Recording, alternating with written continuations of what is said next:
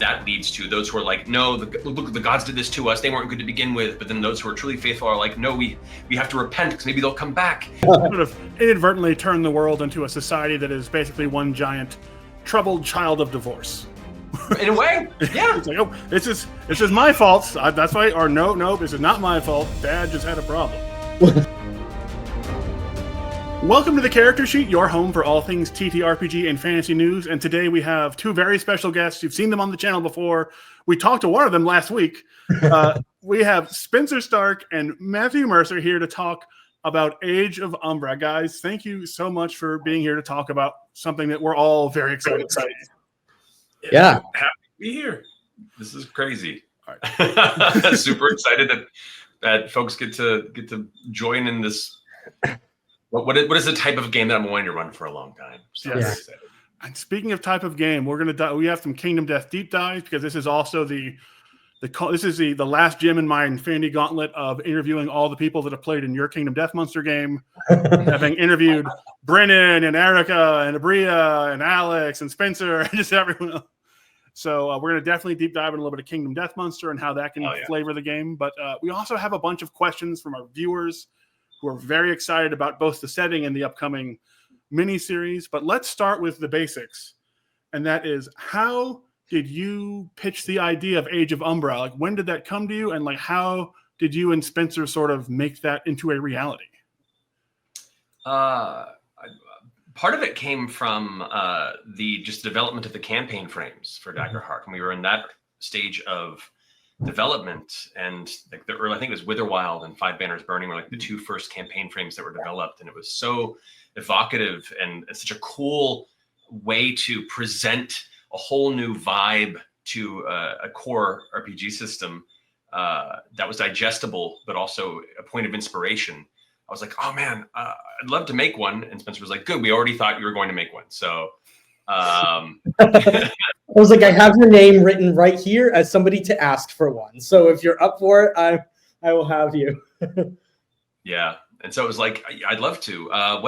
What is a space in here that we haven't quite hit yet? And we had just like kind of coming off the cusp of our open beta test with the Menagerie, which was very playful, colorful, cartoony, players blowing off steam in a new system and just kind of showing a very wacky side of Daggerheart play.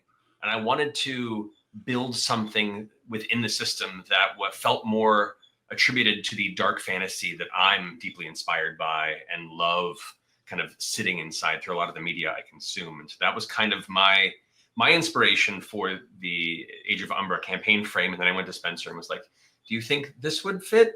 And he went, yes, make it. Absolutely, yes.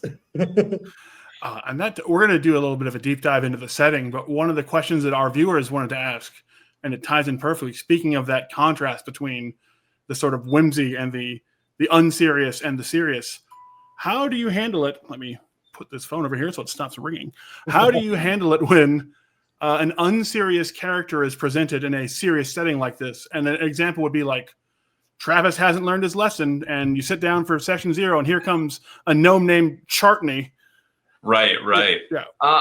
Well, like any session 0, it's a conversation with players at the table, and it's a discussion of, these are the themes, these are the moods of the setting. Be advised that if you make a character, it will still go through the process of being affected by the setting. So you can start with a very colorful, playful, against type character, but just know that the mood of this is to try and keep, for the most part, a fairly serious tone, and one that deals with challenge and loss and battling through adversity and heroism through sacrifice and personal strength. And so if you think your character, you think you can live in that space with this character, then let's talk about how you intend to do so. And so it's a conversation as part of session 0 to make sure that the players know what to expect and that you're helping them have the best time they can by feeling like they can get the most out of playing this game and this setting. So if Travis were to do that, I would have that conversation with him and basically have him pitch me on where his new alternate universe Chetney would fit into this, and just kind of make sure that we've all bought into that mutual agreement. And then through the game, if there ever are moments that kind of I feel steers away from the game to the point where it's impacting everyone's fun, then like any RPG, it's about having a conversation between sessions or at break with a session with the player and just being honest in a non-combative way, but in a collaborative way. Like, hey, I really appreciate, what you're bringing here. I'm a little concerned that maybe this is starting to pull away from the mood that we're all kind of wanting to build here. Is it cool if we work towards, bringing a little more on task there? And that's like that for any RPG. But I think that's what the session 0 is so important, is to make sure that everyone kind of understands where it's starting and where it's going. And you can kind of have those conversations before the game even starts. So there isn't kind of a lot of guesswork or a lot of reading each other's mind once it begins. Yeah, I think that's one of the things that Daggerheart sort of asks of you as a table, right? Is to like come ready to play, come ready to dive in and make this a collaborative storytelling, opportunity. And in that comes the buy-in of like, hey, the play, like as a table, we are all buying in on this kind of genre, this kind of mood. So hopefully you don't. Hopefully the issues are sort of, you laid the groundwork early on, and then if you hit any issues or if you hit anything that needs adjustment, it's minute, right? It's like we're sort of finding this together. And I think one of the other things to sort of bounce off what Matt said is one of the tips we have for GMs is reframe rather than reject. So that is sort of doing what Matt just said, which is take the idea that they have and find a way to reframe it to work for the campaign frame or the genre mood that you're going for. And that's really important, so that you don't just like reject what the player is saying. You instead try and get at what they're excited for, and then help them, shepherd them into the game and into the world that you're playing in. We know a little bit about the sort of the bare bones of it all. Is it's a world where the gods have sort of abandoned the mortals. It's been about 100 years, and there's terrifying things lurking in this darkness, lurking in the Umbra. I think one of the questions that a lot of people had is where did the concept of the Umbra come from? And just, do you each have like a favorite sort of like creature or monster that you got to make up for this setting that sort of lurks in that Umbra? The inspiration specifically for the Umbra, I don't know. A lot of that campaign frame was kind of like a 12-hour writing session in a fever dream in my office, in the midst of many other things happening simultaneously. So it was kind of one of those kind of stream of consciousness, like see what hits the page and then go back and reread it and tweak as we go. And so for me, I think a lot of it just stems from the idea of there being forces at large that are so beyond understanding that just their insinuated presence in the world kind of continues to build a threat unseen. And when you have the opportunity to invoke it, when you have the opportunity to allude to it, just those moments, just hearing that distant screaming whistle on the horizon is a way to ratchet up tension in the scene, and you don't even have to go back to it.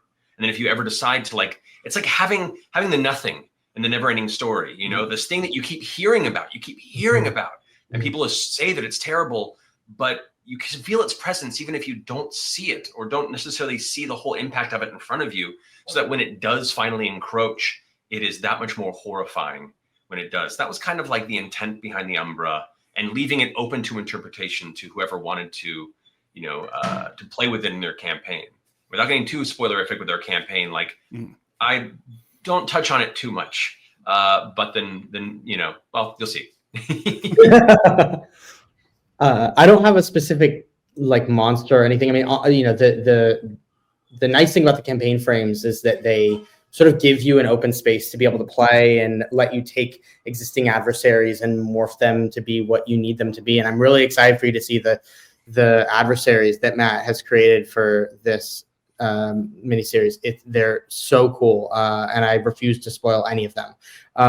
But I will say one of the things that I did find really fun was collaborating on what the campaign mechanics were.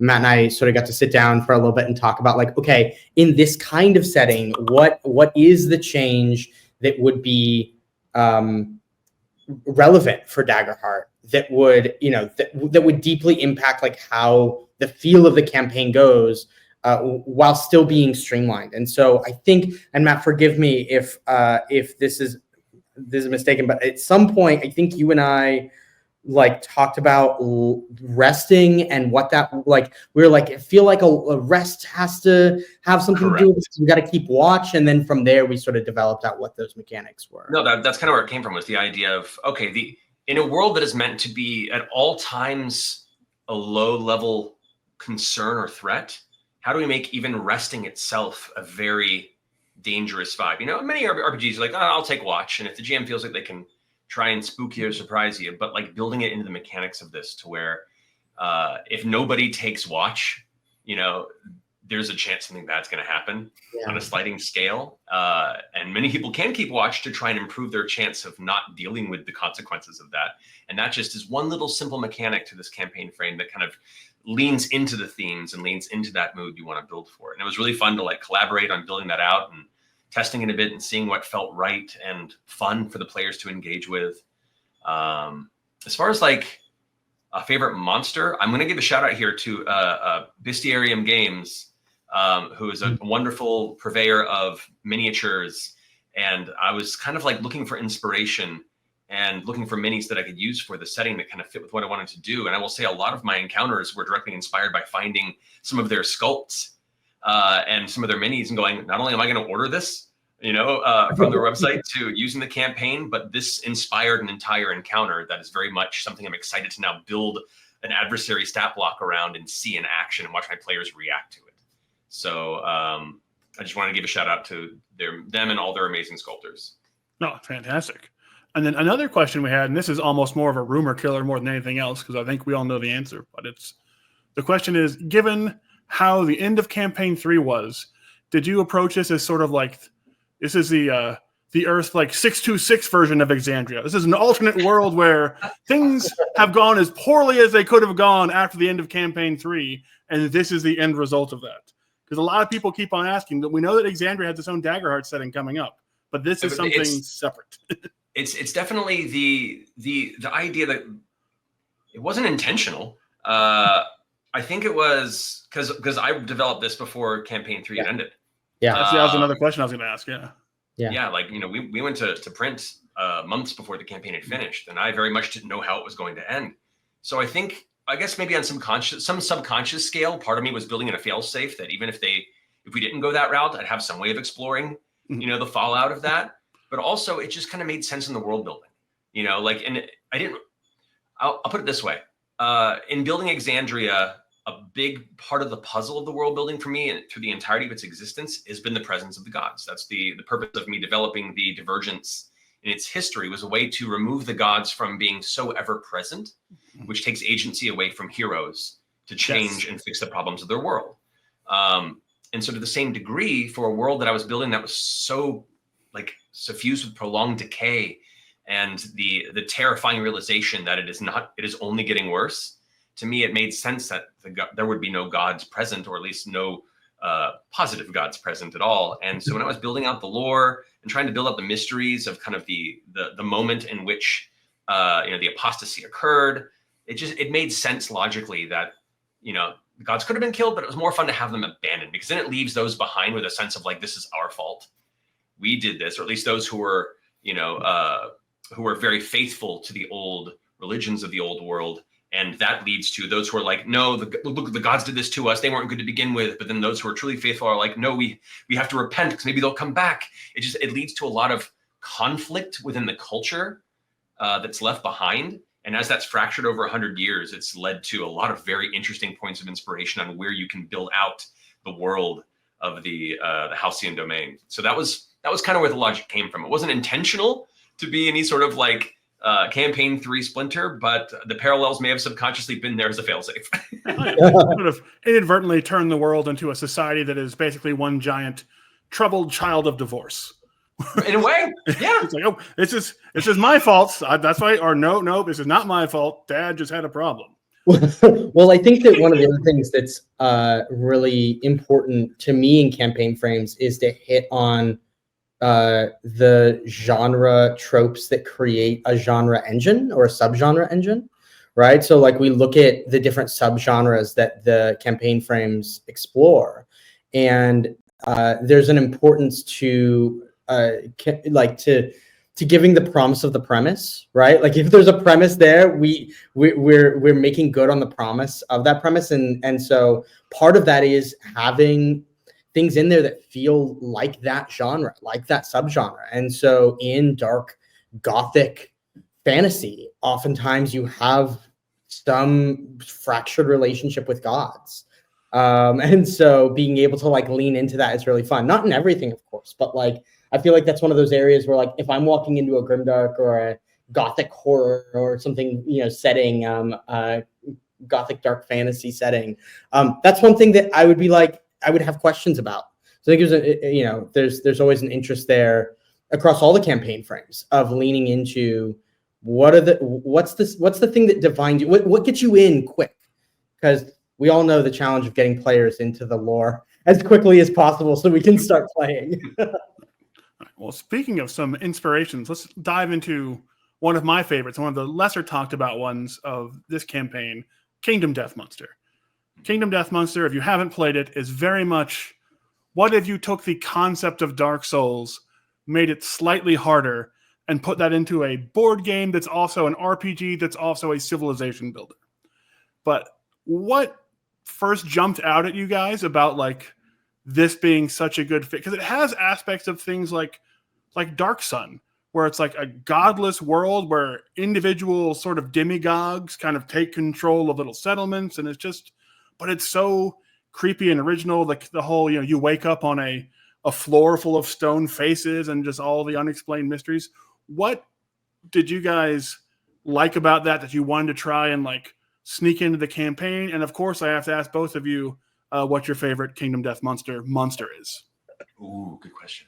The minis are what originally got me even interested in the game. The sculpts looked incredible, and it was very early pandemic where a good friend of mine, Tom Menino, had bought a copy and was like, Matt, you need to look at this, and started sending me pictures. And I was like, oh man, well, I have now a whole bunch of free time on my hands and a lot of paints and nothing to paint.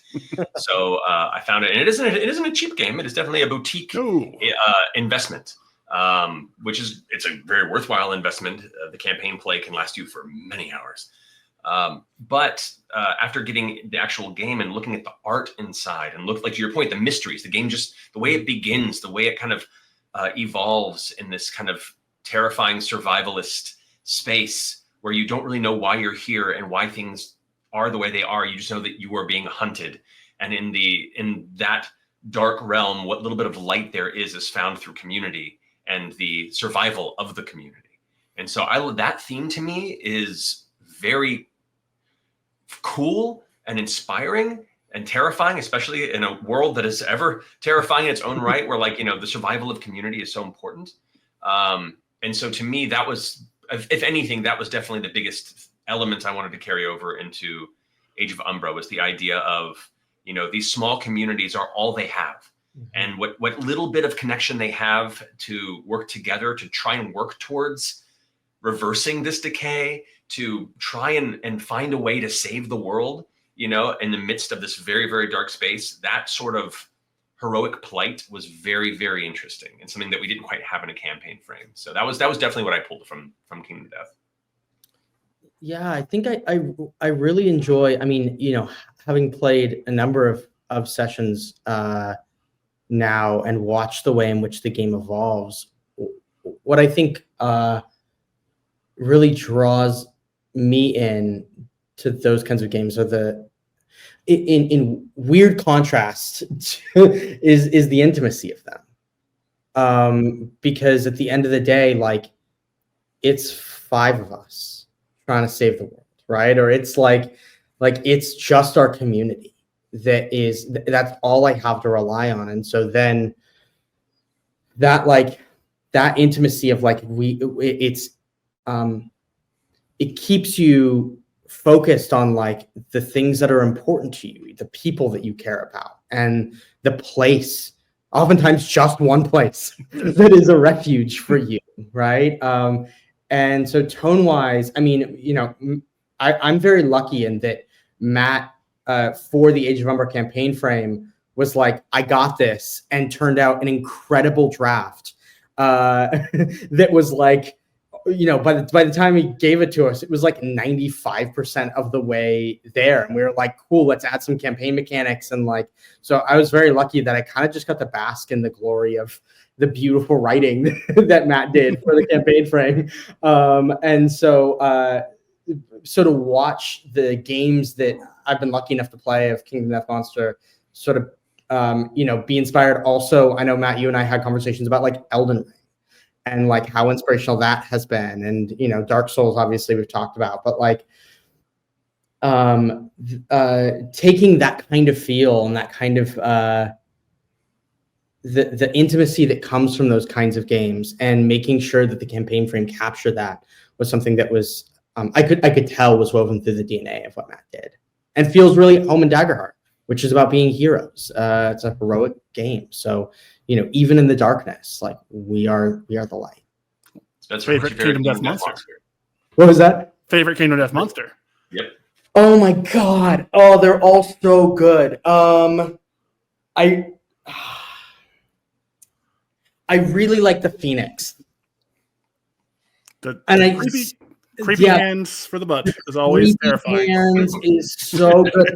Yeah. We always look at the orifices and always try and spot the hands. But I love the Phoenix. I think the mechanic on that was one of the most scared I've ever been in a fight. Just with how it like ages you. Yes. So that was really, really fun. Matt, we played so many of them, and I feel like every time I come over, I'm like seeing something new that I'm like, this is my favorite monster. So I've been slowly yours is. I've been slowly catching up on the expansions like over time, and incorporating them when I can.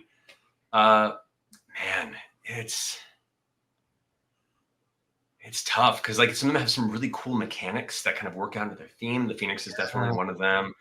I played through a Dragon King campaign, and that was definitely my favorite mini to paint because it's not even a mini; it's huge, massive. Yeah. Maxi, yeah. It has a cool story behind it as well, and some really cool mechanics where I think it can like uppercut a player off the game board, and then that mini is you place the mini on a card off the game board as they're like flying through space and ether until they land later. They just can't act. That's definitely a fun one. I don't want to spoil too much, but there's an end boss in the recent Gambler's Chest expansion that is a terrifying fight. Not necessarily a grandiose mini, but a lot of like lore implications to where they are and why they exist. And they have some particular abilities that play with the battlefield, that play with how you've engaged with combat through Kingdom Death in ways that none of us expected. And when it happened, we were like, this is terrifying and so cool. So I will say the lore final boss of the Gambler Chest expansion is probably one of my favorites for a number of those reasons. Oh, fantastic. There's so many good ones. I'm a big Sunstalker fan, but you can't show that many to most people. Yeah. It's sort of like, oh, wow, this is really cool. And it takes them about 2 minutes before they go, like, wait a minute. What are on those tentacles? Is that really a shark? I don't think it is. Yeah. All right. And then a couple of quick viewer questions because we're getting close to the end and I want to have time for our lightning round. Oh, this is a great one that came from our YouTube channel. After your last Soulsborne Critical Role experience, are you prepared for someone to inevitably bring back the concept of horse stacking?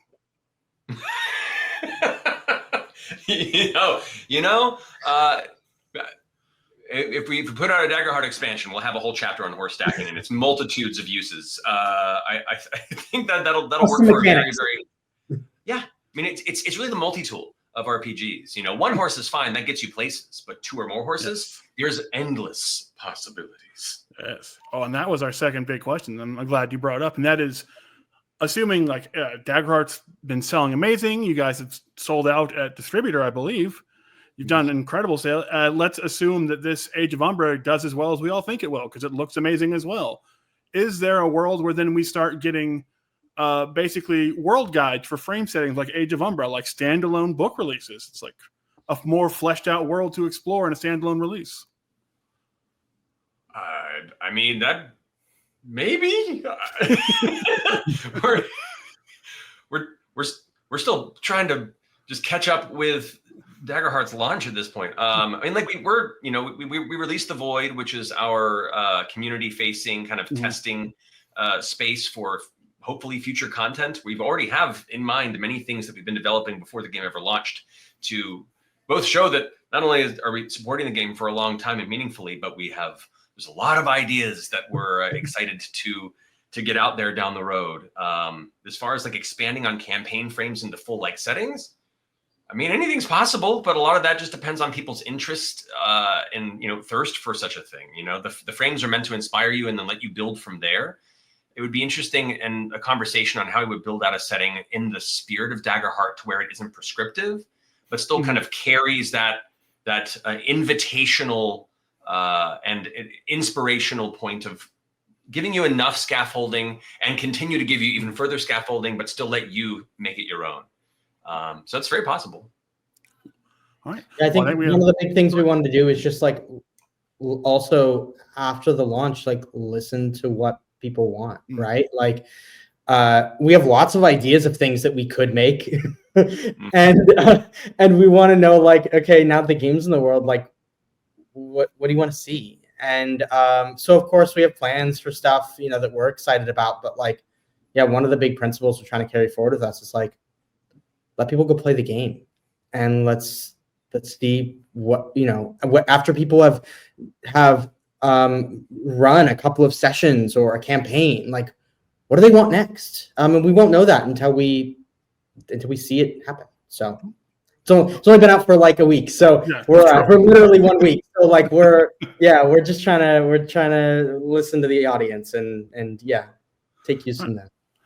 Speaking of playing a game, let's finish up with a quick game of the lightning round. Okay. Right. And so we talked about it before we started, but today's lightning round is in honor of Age of Umbra, Soulsborne or Salzburg. The following will be either related to a Soulsborne game or to the ancient Austrian city of Salzburg, home of Mozart and several Matt, other... you got to carry us on this one because I'm not a Soulsborne guy, so I'm looking at you. If any Soulsborne fans out there know that the lore is so esoteric that even I will have a hard time likely. So I think it's true. We tried to stick to at least like the main names of things and not go like who does the guy who like praises the sun? We're keeping it to So fair. First off, in Soulsborne or Salzburg is the name Erentrude. Is Erentrude from Soulsborne or from Salzburg? What do you feel, Spencer? For me, it's a coin flip. So what is it? Say it again. Erentrude. Oh, God. It could be either. I'm going to say Salzburg. Salzburg, final answer? Salzburg. Correct. He is the first saint of Salzburg. Next up, we have Aldrich. Good guess. We have Aldrich. Aldrich. Man, I'm gonna say Aldrich. I'm gonna say also Salzburg. Yeah, let's lock it in. Let's go to Salzburg's. Aldrich, mini boss from Dark Souls 3. I thought you were trying to trick us, Pete. I thought we were going 2 for 2. It's shocking how much these become interchangeable as we go along. It just gets worse. Okay. The next one is Abritas. Abritas, starting with an E. Abritas. Abritas. Sounds yeah. Oh my goodness. I'm going to say Soulsborne. Yeah, let's go Soulsborne on that one. It is. It's from Bloodborne. One of the bosses of actually one of the chapel runners of Bloodborne. There we go. Hell yeah. Oh, wow. Even I forgot how rough some of these are. All right. Next one, Radagund. Radagund. Is that a place? Is that a person? What is that? Yes, the answer is yes. It's one of those things. Yeah. I'll throw in Salzburg because that sounds like a cool place I want to visit if it is true. Yeah. Well, it is another Salzburg saint, and it's nice. Literally 3 letters off from Radagard from Bloodborne. So it's there we go. It's almost the same thing. Oh, this is one nasty. of my favorite names. This one is Willibald. Willibald. Willibald. As if you combined the name Archibald and William, and you came up with Willibald. Willibald. I feel like that's Salzburg. You know what? If that's your inspiration, I'm going to go with you, Spencer. Salzburg. Yeah. Willibald is the name of the bishop who named Salzburg. Yeah! Teamwork, All right. teamwork, baby. This is great inspiration for character names, by the way. Any of you watch it. Go send this Okay, list here we over go. when we're done. All right, we're in the home stretch here. Vicar Amelia. Vicar Amelia. I mean, I feel like I've probably fought a Vicar Amelia. I'm going to say it's Soulsborne. Soulsborne. It is. She is a boss in Bloodborne. Yes. The Bishop Hieronymus.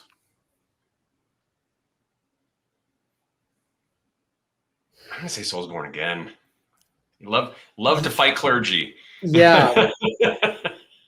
Let's go Soulsborne. Let's do it. He is actually the patron of Mozart in Salzburg. He commissioned a lot of his music. But I'm sure we fight him in the upcoming Elden Ring expansion. I mean, at some point you probably will. Sure. Yeah, and Mozart. We fight Mozart in the upcoming. Send a letter to George R. R. Martin on it. All right, final three. The Pragmatic Sanction. Pragmatic Sanction. I feel like Which that's also sounds like an amazing name for like a Final Fantasy boss. Yeah. It's like you fight him before you fight Kefka. Pragmatics. Yeah, that's like the second part of the tower. Yeah. What do you think, Spencer?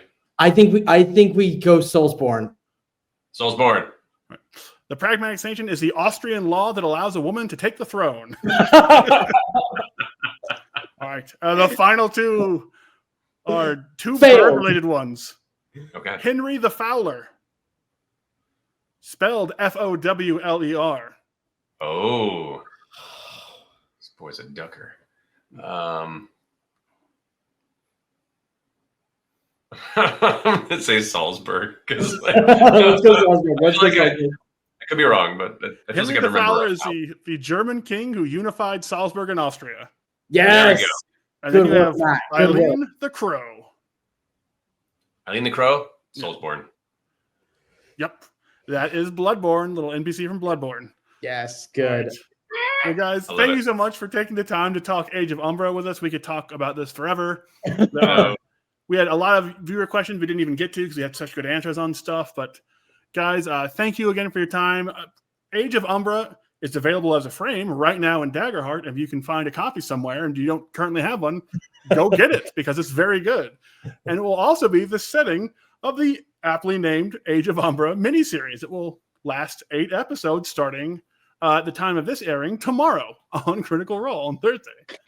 Yeah. So guys, thank you so much. Please watch Age of Umbra. Do all the liking and the subscribing, and then we will be back with more videos next time. Bye. Appreciate you. Bye.